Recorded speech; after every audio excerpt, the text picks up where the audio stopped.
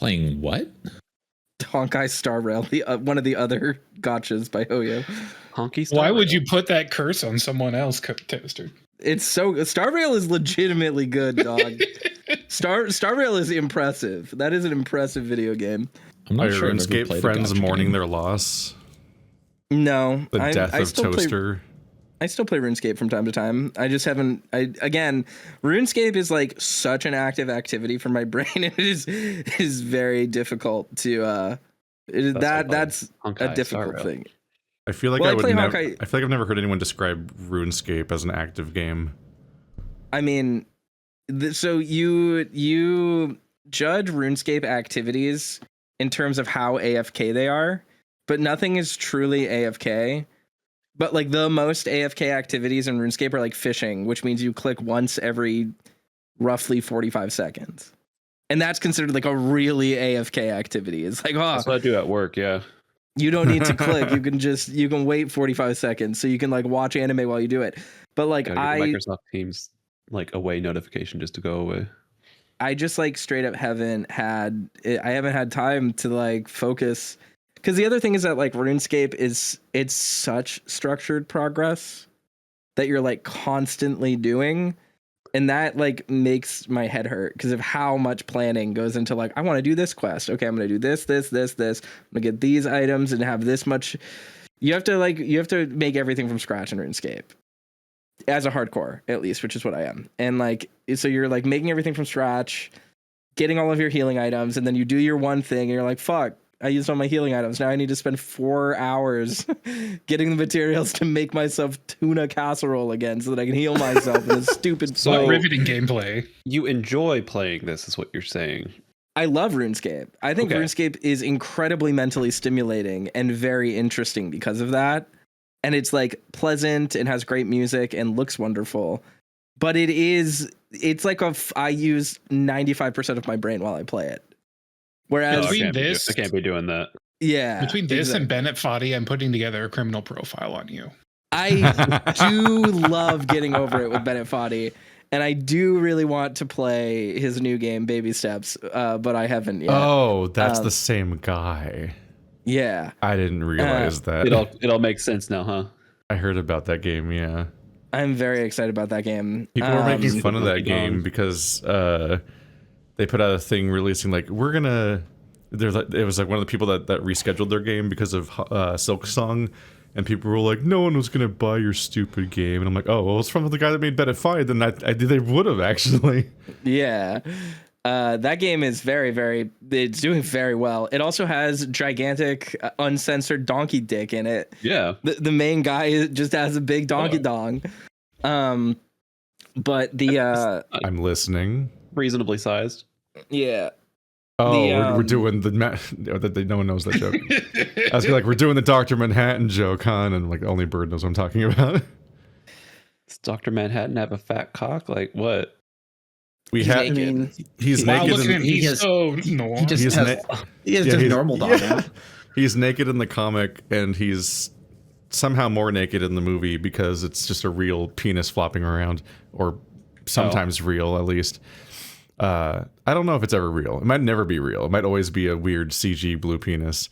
But Bird and I had a running gag where the people that want to point out how much penis there was in the movie are like judging in real time what adjective to use that makes them sound like because it's like their point of comparison would be themselves most inherently, so they're like, wait, it's the most like small, big, it's tiny penis.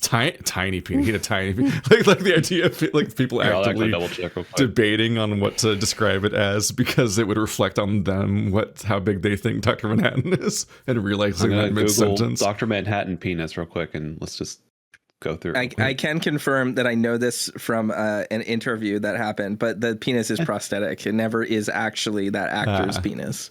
Yeah, in the movie. Yeah, that's not surprising. By Disney standards. Yeah. Bird and I just thought that was the Idle Banter. Penis. That's the name of the Idle Banter, is Dr. Manhattan's fat cock. Not entirely, but Dr. Manhattan's schlong might be a little bit much for the algorithm. Is the SFW version of it. Or dong. Dong is okay. Bird and I thought that was the funniest fucking gag for like an hour or 5 Does years Dr. ago. Manhattan hang dong? Discuss. Literally, yes. Yes. Canonically, yes. Literally, he levitates. So anyways, there's like he's these hanging there. donkeys that have their dongs out in baby steps. Yeah. All right, I'm on board. I was gonna say something, but the segue got so destroyed by the fact that we side railed into talking about Donkey Dong. Hoyo. On the other side, though, like RuneScape is like a full brain activity for me, despite not being super like active. Whereas like Genshin is like the opposite, or like Star Rail is like the opposite. Star Rail is I play a turn-based JRPG that requires like a minimum amount of my brain, and it's fun. And then the rest of the time, it's an extraordinarily beautiful and well voice acted game, shoving competently made but relatively acceptable quality JRPG storytelling at me. So it is like that is my version of turn my brain off media. Is like Genshin, it's really active, but like, do I actually have to think about anything? No, I just pick up all the goodies and then I craft stuff and it looks beautiful and the Chinese voices are interesting to my ears, and that's it. That's like the whole experience for me. Does Honkai Star Rail have like any big dudes, or is it all white children?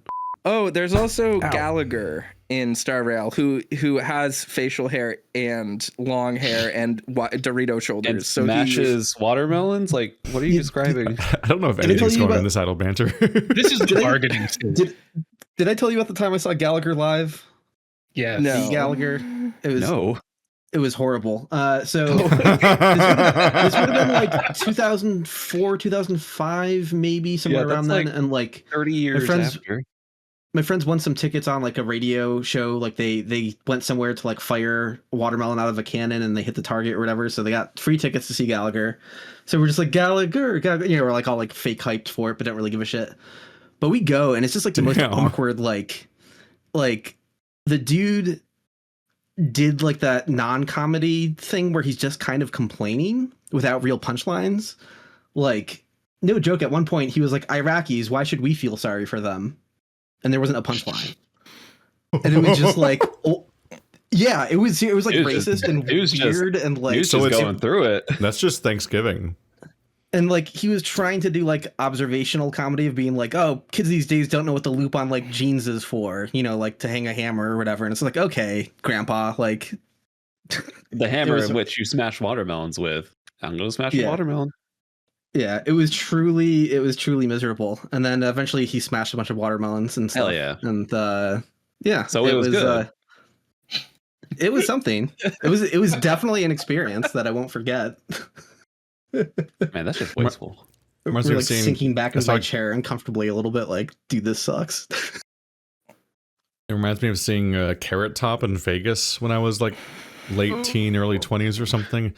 And first of all, I wasn't prepared for him being jacked because that's not what that's not what I knew him as back then. Yeah, he's been jacked for a while now, but he's like original, like, I don't even know what level of fame he had. I knew who he was for some reason. So I feel like in the 90s, you just kind of know chairman of the board.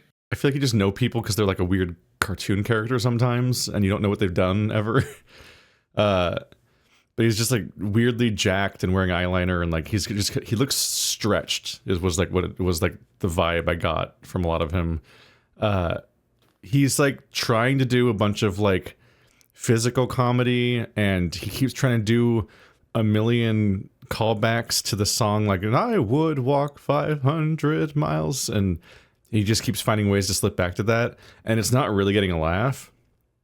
And the biggest laugh he would get over and over again was when he would complain about the audience's lack of laughing, and just him being kind of genuinely pissed sounding was like the most positive reaction he got throughout the entire show.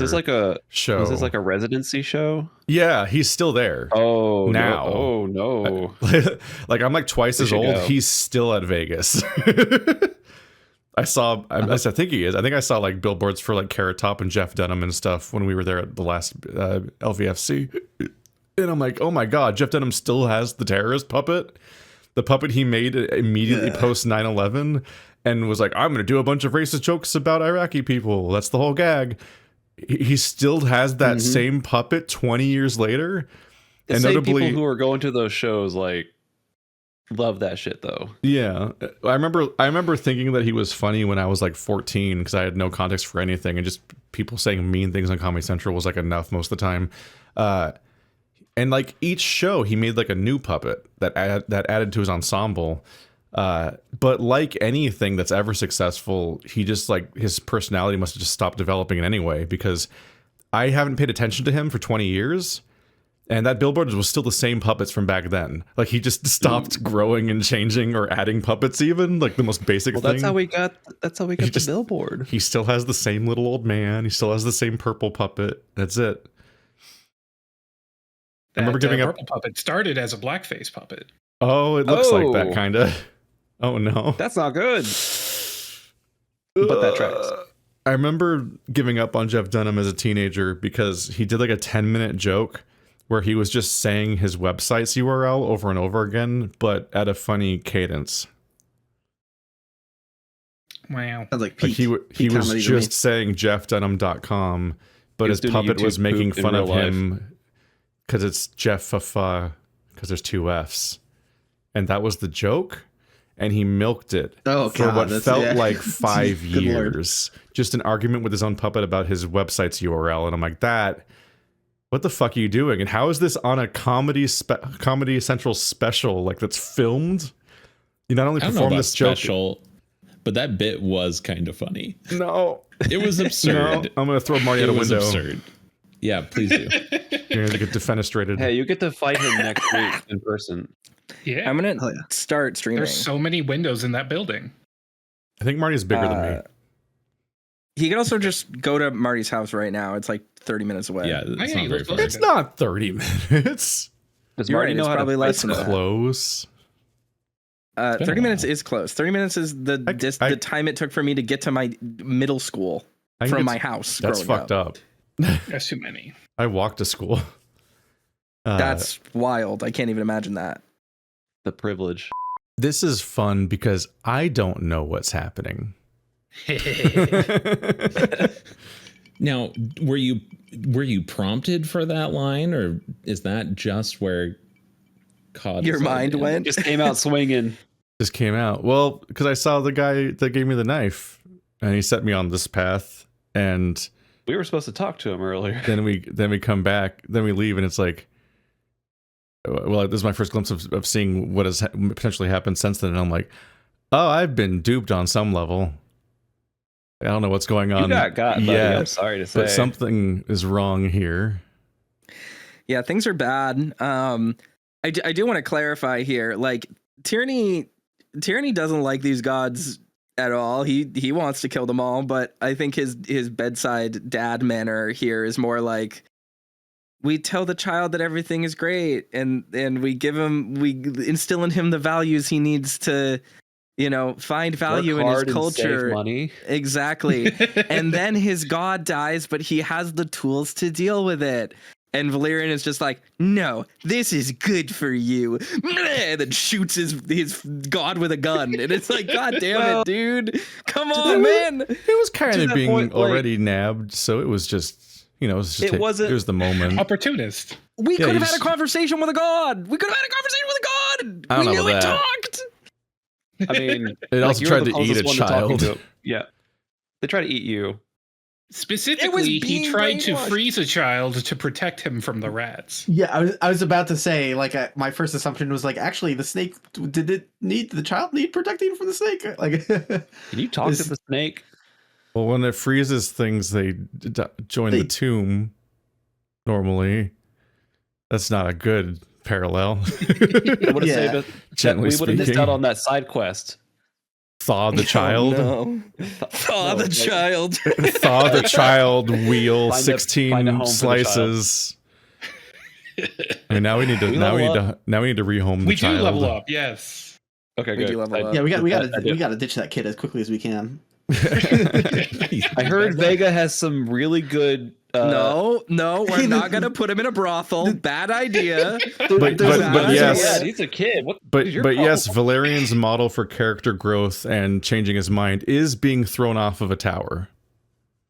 Okay, you gotta throw the child off of this cliff? That's not what I was about to say. Look, there's an orphanage down to the I'm left. just saying that maybe that's where he cliff. learned to rip off the band-aid as far as not believing in these gods. It's just there's a lot of soft. You gotta really, you gotta create trauma so that the scar tissue blocks them from believing in gods anymore. I just want to say that's nasty, man. That's pretty really brutal. saying, like, crawl deeper into the crevasse? Valerian. I mean, he got off easy. He didn't get maimed or thrown off of a cliff. Yeah.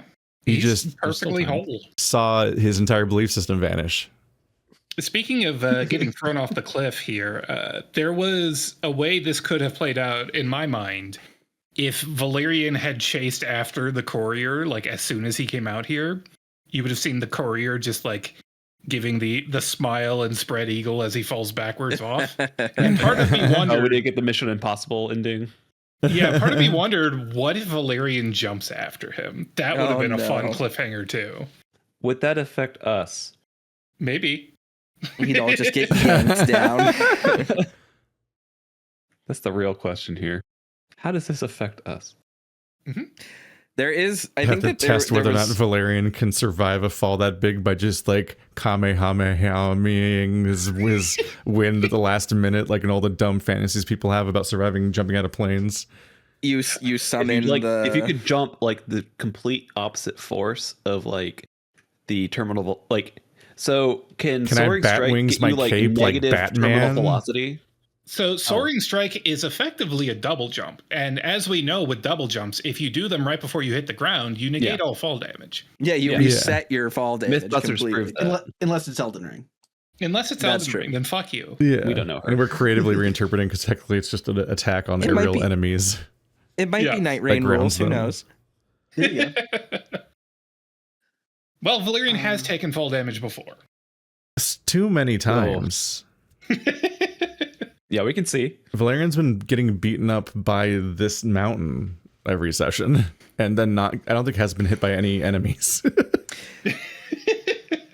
This episode was crazy from a role-playing perspective and a writing perspective because we did literally no preparation and yet had the most scenes together out of any episode that we have done so far, which was crazy.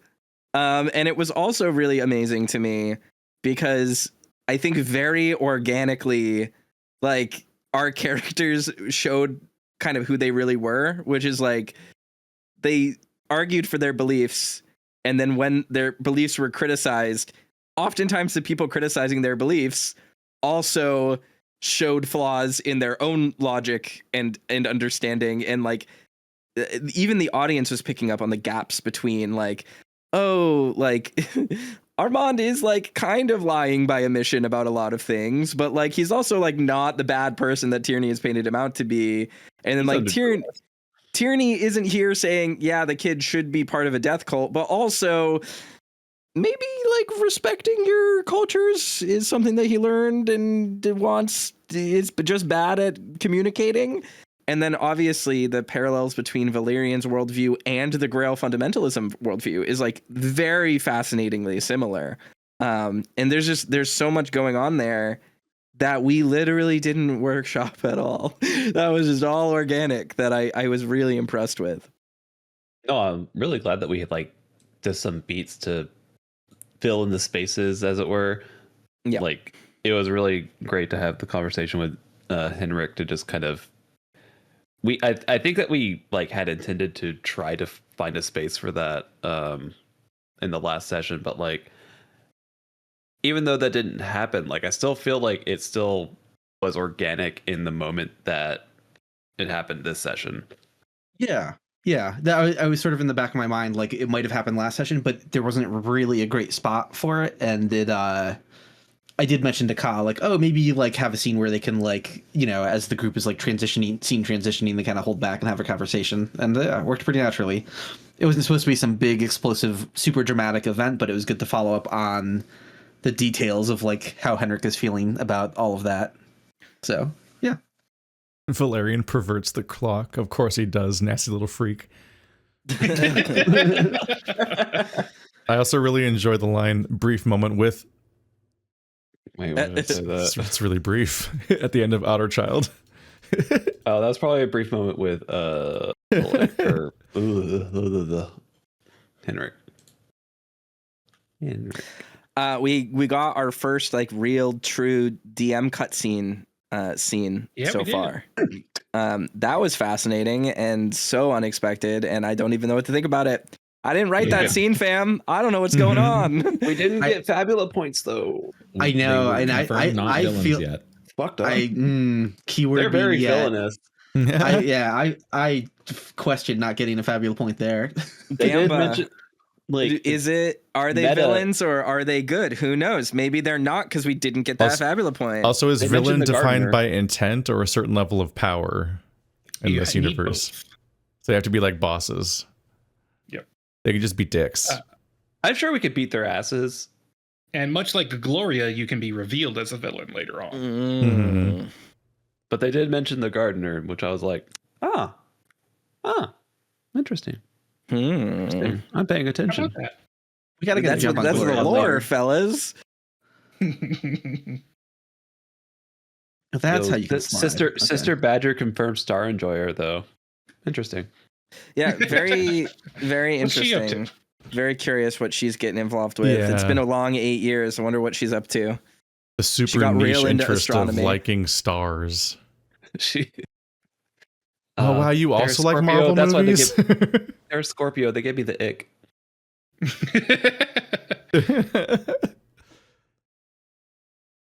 Oh god. Snack, frozen snack. Imagining the audience member that defines the horoscope of every role playing games character. Don't give them that idea. You're this horoscope and you're Sagittarius? this tarot card and you're this INFTPJT No, lineage personality of Myers-Briggs. type. Final Fantasy Tactics, where your horoscope actually gave you stat buffs. Like Valerian is literally the tower though. Like Like, that is the picture on the card is someone falling from a tower. Yeah, also his summon is in the rule book of the game of the Fabula Nova La Crystallis thing. Fabula Ultima is the tower. Yep. So you're not It was beating the re- tower allegations is what I'm trying It to was say. renamed. It was renamed to the Hungry God by Ka. And also, he's tall. And Also tall, The yeah. tower. I can't believe you KS the god though. now I'm Fucked getting up. I command grab the god. You did. That was fucked up. Cool ritual. Armand Do you mind had if no I idea that you were subverting the ritual, by the way, so he regrets a lot of how he Yeah. helped. Armand's like, hey guys, like I'm not with them. Like really, I'm not with these guys. I am not with them. Don't associate. Do not like. If there's like a permanent record y'all got, I'm not. I can't This believe I isn't- rolled this a isn't 20 me. again. That was fucking crazy. One rounded the god. So, It As I was said, my I'm dice gla- are I'm so glad we did. fucked up until I fight my dad. the dice tell a story, and I'm so mad that it's Valerian's story. You can't I'm just so upset repeat the about it. joke. You fucking Yeah, I clout can. I'm farmer. glad we- Really good. I'm glad we did rollies there though. We Yeah, did that do was great. rollies. That was fun. Jesus. I'm I can't so believe we got a Ugh. crit on the that. kid crying. That was crazy too. Incredible. That was crazy. Yeah, the other dumb poll I did, I was like Mud Puppy versus I'm the- Star Bear versus Valmond because I was like I needed You to said come up. Valmond. I needed to come That up one with a should have ship. had a question mark on it. I was like I needed to come up with a shipping name for the only remaining characters. That sounds like a wine you would get at Trader Joe's. I know the other one people say is they want Batger because they want the enemies to lovers. How about Bone Garden? I mean, it could happen. There's chemistry there, and by chemistry, I mean Tierney would just so desperately strangle Valerian to death if he wasn't compelled to protect him. Yeah. Is that not marriage in a sense? It's like a violent chemical reaction. That is chemistry. Chemistry is happening. It's just like it is dangerous. chemistry. He's like, how do I get around the spell? Can I fuck him to death? Is Okay. that against the rules? Any new favorite chat phrases? I'm a partially big fan of "Oh my Ka." Oh my god. That's pretty good. That's great. Oh my god, Becky. I thought it would only survive in the YouTube chat, but it has crossed over to Discord. Yeah, we've cross-pollinated. There's no going back. Coninated, no. No. Sometimes the mouth just goes on a journey and you can't stop it in time. Yeah? Yeah? You've got wandering mouth disease. What that mouth do, though? It wanders. Like Shadow of the Colossus. The protagonist? Yeah, wander. You're verbing the protagonist? I don't even know what that accomplishes. Look, it's what that probably mouth clever. do? Sometimes it slays 12 colossi for a dead lady. You know, it's a metaphor. There's a funny joke in there somewhere. Yeah, I said it. You're welcome. No, I said funny joke. I see you in days. Yeah, I broke your rib You want last to repeat it last time? You want another month-long break from the gym? Ka's like paying Dax to do it again. While I'm also How many paying Fabula points Planet is it worth Fitness. this? He's like, please, I can't look at this purple anymore. Everything's purple in this place. It is. Do we all How get much- Fabula point when we see Ka next week? Am I a villain? Because he's a villain. I'll be chilling. It would take 6 ice damage. Someone had an incredible callback in stream chat when they said Batman's parents were also frozen.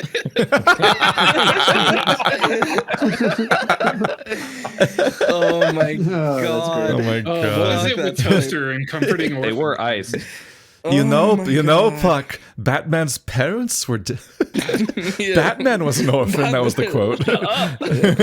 Batman was an orphan too. I can't believe it's always Toaster and an orphan.